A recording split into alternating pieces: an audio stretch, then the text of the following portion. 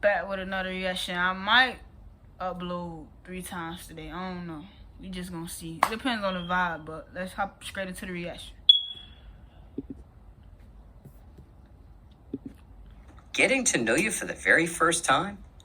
Who are you? Who am I?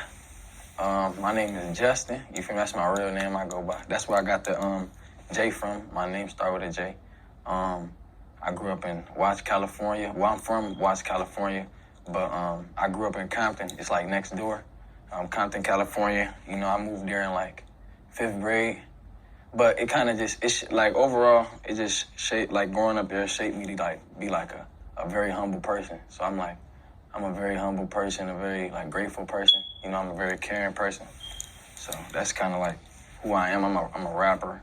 I do YouTube on the side also. You know, just trying to kind of just do everything. You know, I'm just kind of trying to expand on the internet.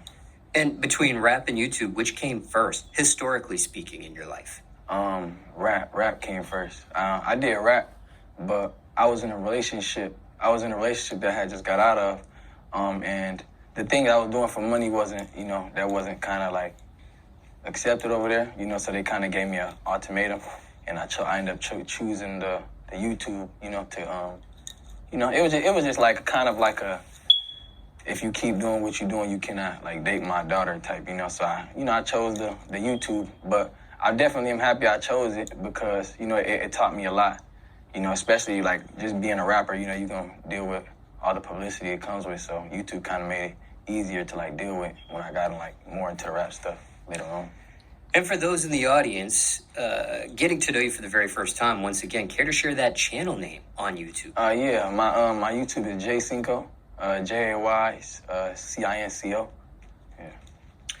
And care to share the name of the person you're referencing in regards to that relationship? Yeah, we might just do 10 minutes.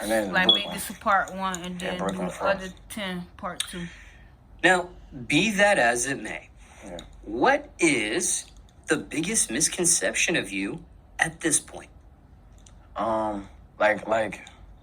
Like wrongfully, like something that people assume that is like wrong type. What's a viewer opinion that is incorrect people may have about you? Yeah, I feel like people tend to play me like I'm some type of victim, like I victimize myself, you know, but I feel like as a man, I feel like that happens like just in our generation, you know, already it's like as a man, we don't get to express our feelings, and when we do, we get called, you know, certain names like soft or like we're playing victim, but it's like as a man, you gotta, as like me as a man, I gotta be able to express myself. I'm not a robot, you know, so people tend to, like that one time I may speak upon or show my feelings, they tend to like try to kind of play me like I play victim, you know, when in reality I'm just like, you know, I'm a guy who's been through a lot that's kind of, you know, tired of just being quiet sometimes, you know, like it just comes out.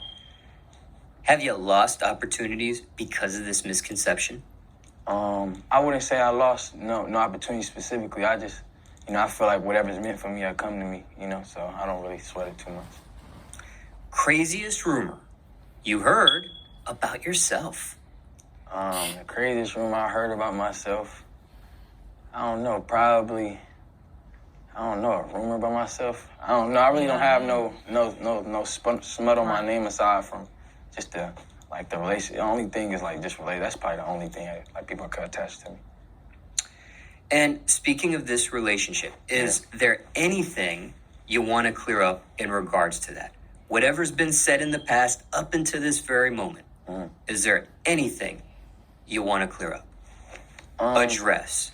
I mean, once and for all. I mean, to be real, I would just say stop attaching. Like, I would just love for people to stop attaching my name to, like, you know, just that person, you know, because, you know, we over with, you know, the bed has been made, you know, so it's like, it's just time to accept it and just move on. You know, it's like, even right now, like, even though we, like, apart, I get a lot of, like, DMs, like, things, just a lot of things be brought to my face. You know, I don't go out looking for information, or I don't go out looking for things wrong with that was wrong with my relationship, you know. But I feel like lately a lot of has been like just, I don't know, like just brought to my face, you know. Like I had somebody who was, you know, kind of told me some stuff that how do they know? You know, they out of state, you know what I'm saying? So I just would just say to just leave, like, just, if it's something about her, or if it's something about, all that stuff, I just rather just keep it away from me, as long as it's not in my face, I feel like I'm good.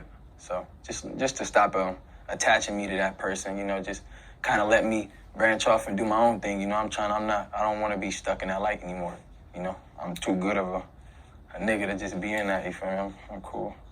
And again, that's in reference to the same person you named previously. Yeah, for sure, yeah. And speaking of DM, is that in reference to direct messages on Instagram? Yeah, DM, yeah.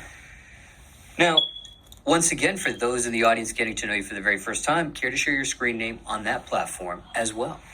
I'm on Instagram, the real Cinco with 2 O's. You feel me? Can't miss it. Got a real check. That niggas be having them fake checks. I'm talking to you, nigga. How did you get that real check? I just woke up with it, Woke up with it, but then it's crazy because when I woke up with it, a week later they made Facebook marketing.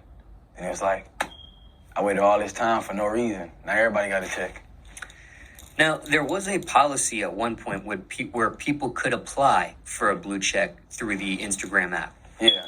Did you do that? Hell no. Wait, apply through the app? Yes, to get a blue check. Yeah, apply. Yeah, you got to apply. But it took like a couple days, like 3 or 4 days. And I just woke up, it was, no, I was at Disneyland. And I just got verified. And I was like, damn. I felt like, I ain't gonna lie, I felt like a nigga though, I ain't gonna lie. Felt cool as hell. Ever since you got that blue check, before the Facebook marketing started, Did you notice any difference? For sure. It was a difference in everything. I felt like when I got my check, I don't know, I feel like I was just treated differently. It was all the females was in my DM, of course, that's always gonna come, you know what I'm saying? They always go where the check go, hello, you feel me?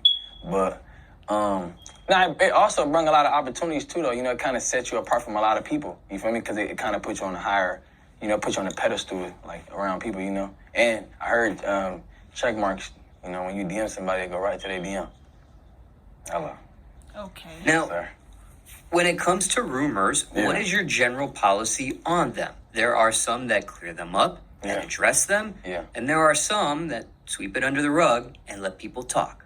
I feel like I'm like the mix of both. Like I kind of like just off like how I was saying how they kind of try to play me, but I don't even say they because it's not a majority. Like it's not like I'm like hated on. You feel me? But it's like I don't know. I be focusing on bad comments, but like wait, say that question again. I'm tripping. So the question was, what's your general policy on rumors? Are you the type that clears them up and addresses them, or sweep them under the rug and let people talk? Yeah, like I was saying, I'm in the middle. Like sometimes, most of the time, I take it to the chin. You feel me? Like a lot, even now, like I take a lot to the chin. Like I don't really speak too much upon it because I feel like even as a man, like even if somebody were to snake me or something, I wouldn't snake them back. Because you can't fight fire with fire. I just kind of like leave stuff alone, but definitely when it gets to a certain point, I feel like, you got to speak up. But I never like fully came out and spoke upon anything.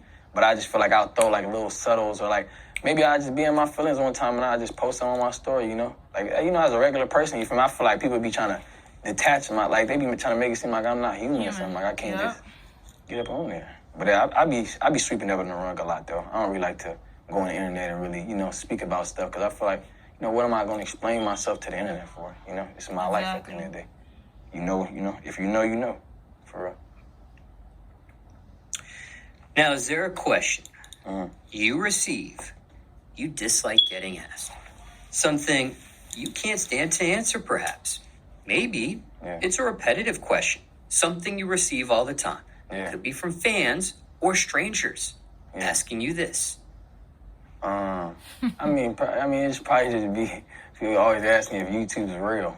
Everybody always asks me if YouTube's. It's like, bro, like what you asking me for? It just depends who you are. As a content creator, do you make real content? It just depends on who the creator is.